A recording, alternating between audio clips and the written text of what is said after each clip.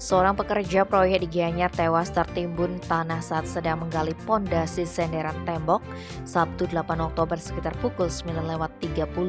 Peristiwa itu terjadi di proyek senderan jalan akses Villa Ayatara, tempatnya di Banjar Puakan, Desa Taru, Kecamatan Tegalalang.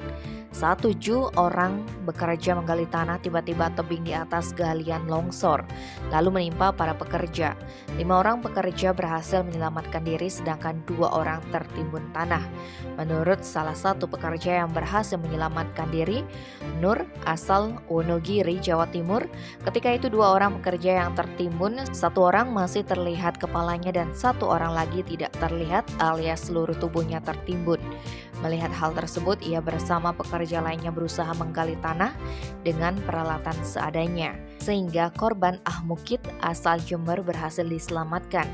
Sedangkan untuk menyelamatkan korban Muhammad Muharram asal Jengawah diperlukan bantuan eskavator untuk mengeruk tanah. Saat berhasil diangkat dari timbunan tanah, korban Muhammad Muharram masih bernafas, namun korban dinyatakan meninggal dunia. Kapolsek Tegalalang AKP Iketut Sudito menjelaskan, korban Muhammad Muharram dinyatakan meninggal dunia sesampai di Rumah Sakit Umum Payangan. Sedangkan Ahmukit mengalami sakit di pergelangan kedua kaki dan punggung. Tim Bali Express melaporkan.